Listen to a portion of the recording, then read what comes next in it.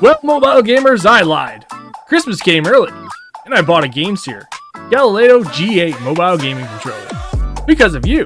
Let's take a look to see if this is the last USB Type-C gaming controller you'll ever need before the end of 2023.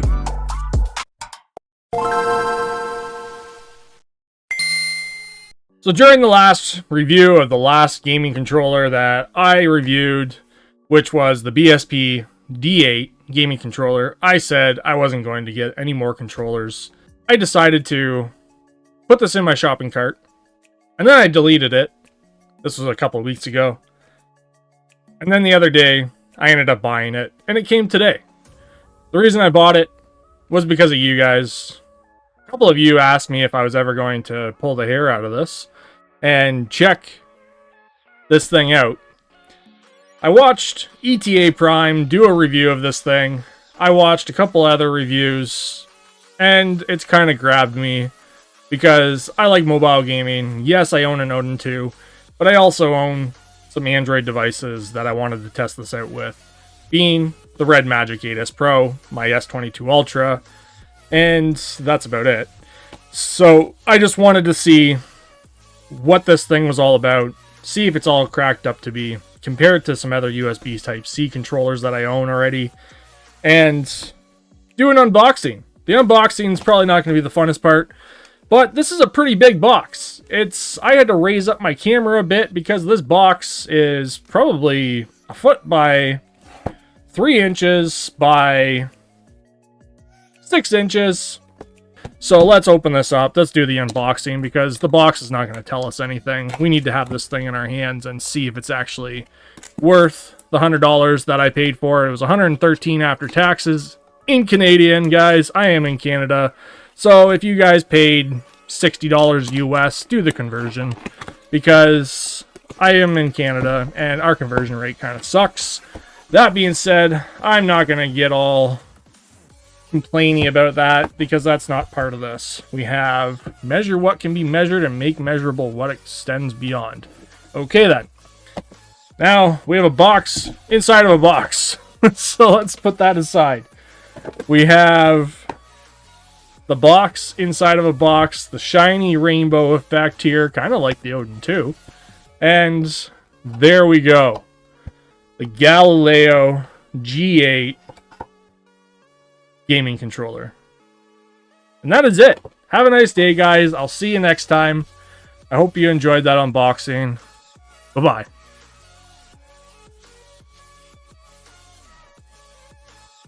Just kidding. If you made it this far, you have gained an entry into the Odin 2 if you comment in the comments section below. The Odin 2 is something I'm giving away on the channel for being a subscriber, for commenting on this video, and any other videos that I mention. You will get 1 entry per comment per video that I say you get an entry for. Now back to our review of the Galileo G8 gaming controller.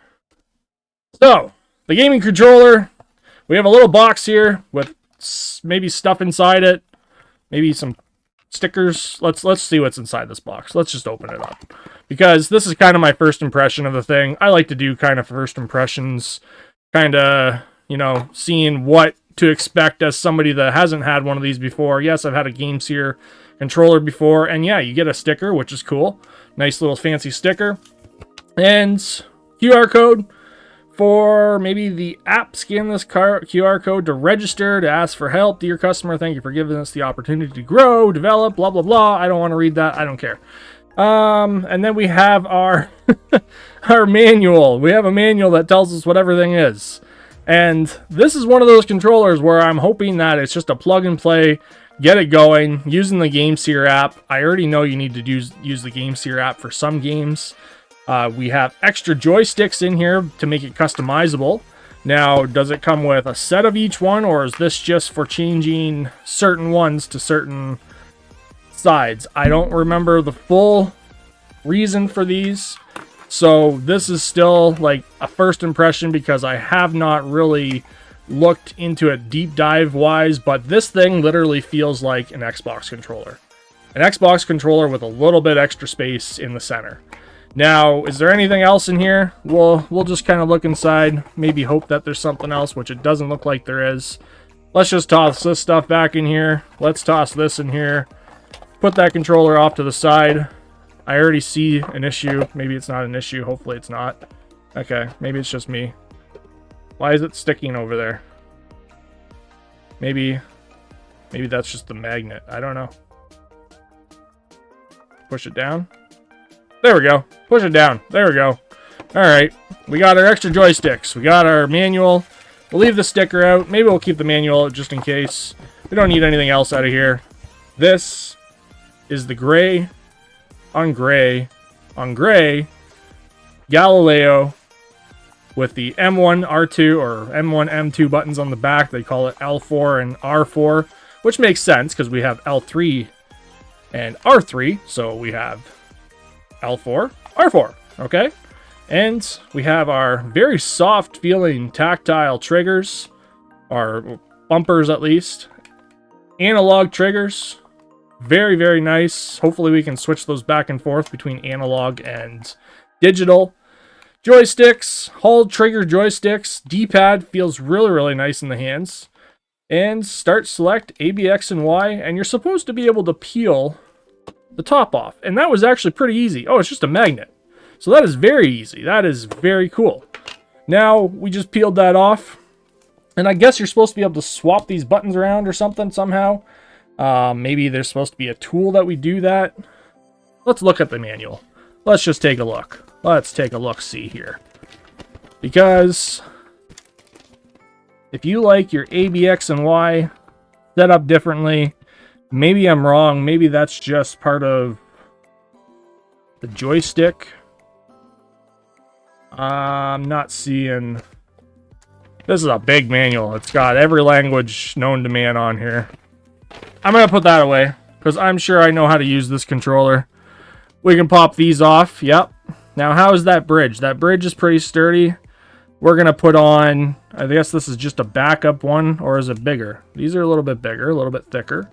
Yeah, they are longer. They're longer, so that's pretty cool to see. Let's slide that one in there. Okay.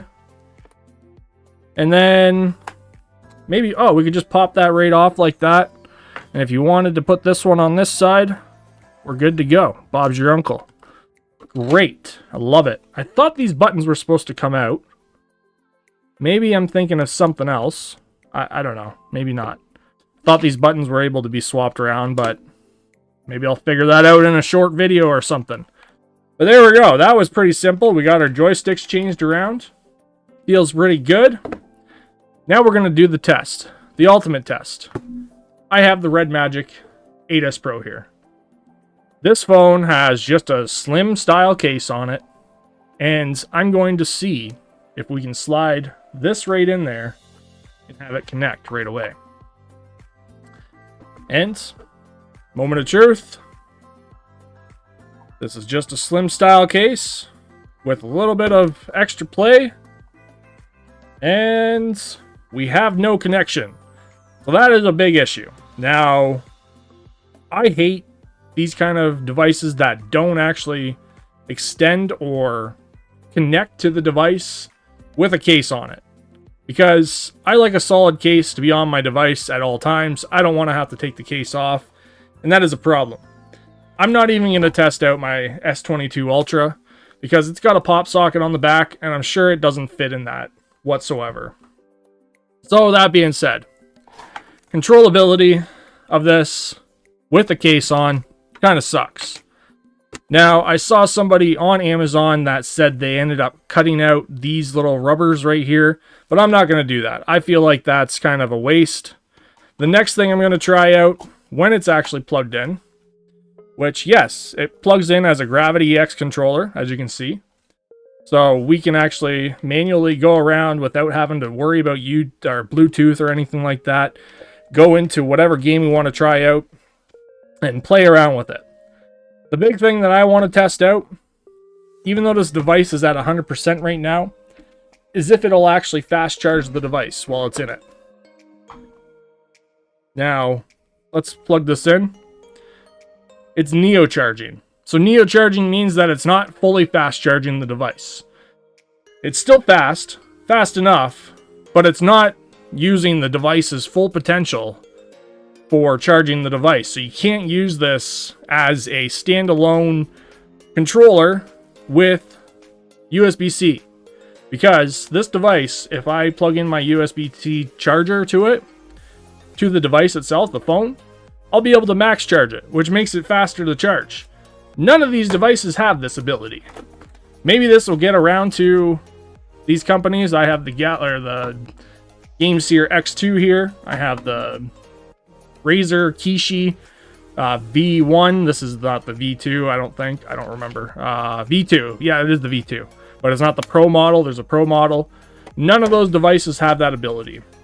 Technically, you shouldn't be charging your device while it's plugged in anyways, in my opinion, while you're gaming. That's just my opinion on the matter, though. At least you can plug it in. NeoCharge, I think NeoCharge is just basic charging. It leaves it charging at a normal rate.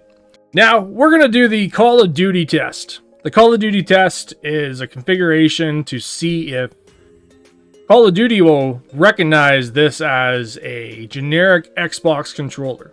I'm going to highly doubt it does. But let's do it. Let's open it up and let's see if this will recognize this controller as an Xbox controller. Now, before you guys go ahead and say, well, there's an app for this to actually overlay buttons, that's not what I want to do. I want to see if this thing, just like the Bluetooth controller, the BSP D8 controller that I have, will actually recognize this controller as an Xbox controller. And it doesn't look like it does. We have to download an app for this. Now, for emulation, let's go test that out. We're going to open up Yuzu. You guys love Switch emulation on this channel. And I think you love Switch emulation in general. So, right off the hop, yes, it recognizes it. But A is B and B is A, so we gotta use B. Because Yuzu doesn't have input controls to change or anything yet, but that's okay. We can get used to not looking at the buttons, I guess. Well, let's check out a world. Let's go into the game and see how well it runs with the controller. No input lag, which I don't have any input lag that I've noticed on that other controller that I told you guys about. We do have a slowdown. And I think the slowdown might be just because I don't have my performance mode set on. I'm not here to complain about this, because this controller feels really nice for people that love holding on to an Xbox controller. It feels great in your hands. It actually doesn't look too bad if you have an extra device that you want to just stick in here and leave in there, I guess. The only downside is that fast charging capability. The device itself, the controller, will drain your battery over time too, so you can't really just leave it in here. Even if you put your device to sleep, this thing is still on. You can still see the light right here that turns it on, and this will actually open up your device again too. So this device is always running. I found that a big issue with these devices as well when it comes to USB Type-C controllers. Even this one I tested it out with, left it on, plugged in overnight with the device. The Razer Kishi, left it plugged in overnight. And you can't make this a standalone controller slash handheld with that functionality. There has to be some sort of sleep mode function inside the controller itself so that it doesn't drain the device's battery. Maybe an off switch, even if we had a little toggle switch to turn it off completely, to basically have the USB-C not connected while it's plugged in overnight. Something that we can actually, you know, just disconnect the USB-C from the phone. Because, like, this is a big device after. It turns into a huge device. And maybe you just want to have a standalone handheld kind of gaming device to keep for yourself that you already own. Yes, overall, this would be more expensive than buying an Odin 2, for example.